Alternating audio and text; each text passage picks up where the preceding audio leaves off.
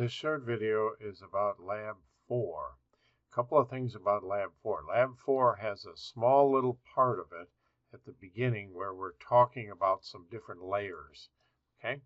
And this part of it, this first page, we're talking about the south part of the lake, Big Marine Lake in northern Washington County in Minnesota.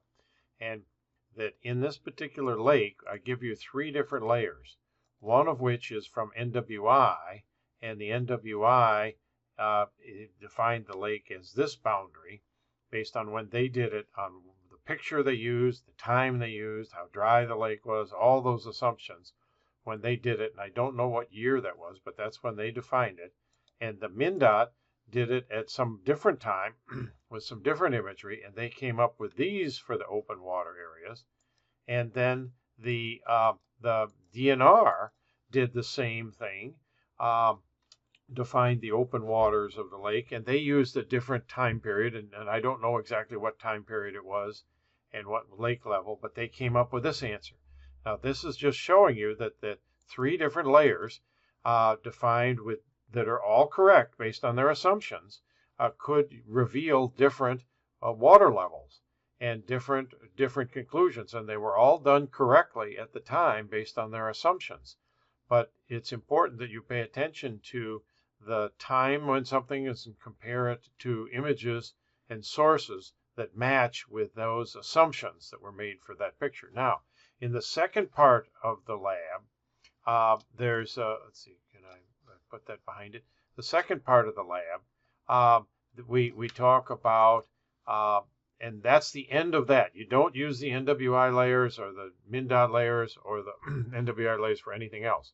Now in the second part of the lab, starting at page 2, we talk about Bessay, an area in France where we're using as an example. And if you don't see the picture when you load it to do this, if you don't see the picture, it looks like this. We want you to load the world imagery from the base map. Okay, so you can have, and the purpose of it is to show you the ideas of topology and the rules and how you establish topological rules. And the important thing in topological rules is that they're in a geodatabase, and that geodatabase has a feature data set, and all the members that participate in that topology have to be in that feature data set. They all have to be feature data classes within that set. Okay, so it's important that you understand that concept. And then there's a series of rules that are established that you practice in that lab, and you get a little that part of the lab. And there's no turn-in on that part of the lab. Now, the final part of the lab, which starts at page 14, is dealing also with the southern Washington County, northern Washington County, southern part of Big Marine Lake. Okay, and what you're going to be doing here is you're going to be digitizing everything within that square box, within that South Bay area. And that South Bay area is just a line that I give you. Now, in this case, I changed it to a polygon, but what I give you is an actual line, all right? And the reason for the line is to show you everything inside that box has to be defined by you, and you interpreting the photo. You can't use the NWI layers or the MnDOT layers or any of that. You have to digitize it from what you see from the image. And the image I want you to use is not the spring, but is the summer one, because we're trying to look at vegetation, and the vegetation isn't present in the spring one. Okay, and so, and as you can see, the vegetation isn't present. So we want you to use the summer one. Now, the other important thing is you're trying to define this into what's the land and what's the water, and then what's the floating water. Okay, and the floating water, the floating land, the land, water, and floating vegetation. Excuse my imprecise speech. Now, the boundary of the water and the land is this line. Okay, see, I'm following this line along here. Here's the boundary of the land. Okay, I'm following this line, and the land boundary is right here, running down, and I'm going to move down. This is the land boundary, okay? This is water with vegetation growing in it. This is water with vegetation floating in it. This is open water, okay? So what you're going to do, and I'll start with the end product at the beginning to show you here, is that what you're going to be doing is you're going to be classifying everything in this box that is land as land or upland, okay? And you can see here that I've done this correctly. This is upland. This is upland. These are islands or upland. This is upland, upland. And you can get an idea here. This is vegetation which is growing in the water. This is floating vegetation. So it's not land. And you can see where the land boundary is. Now, the corresponding piece that you have to do to match that is the lakes, all right? And everything in this box should either be upland or lake, all right? And when you're doing this, just back up for a second. Of course, you have to have a catalog. You have to have a database, you know, within this. And you've got to have a feature data set with the classes in it so they all participate in the topology. So you create the empties, you create these empty layers, and you get the land and the water. Okay. Now, after you've got the water in, you can actually use that water to determine your vegetation, because the vegetation, if I turn off the here, you can see the vegetation is floating on top of the water or growing through the water. Okay, so what you could do is, after you've got these two set and they perfectly match and they cover this entire area, okay, you could take this polygon, you could select this particular polygon, and I'm going to turn off the South Bay area. I could select that polygon. Okay, so I've got that polygon selected, and I'm going to select it again. And I could select it, and I could take that entire polygon, and I could copy it, okay, and then I could paste special into another layer. In this case, I could punch it into the vegetation layer.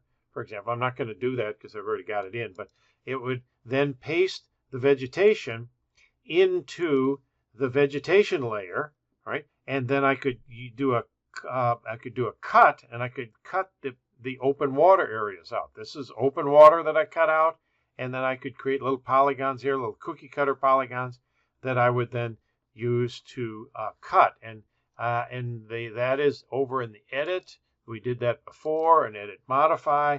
We've got this idea of clip, you know what I mean, or cut. Okay. Now, if you're looking at this video, I've got some empty layers here because I wanted to show you a little bit of how to go about doing this. But some people have a bunch of starting problems with this lab, and we're trying to define everything in the South Bay area.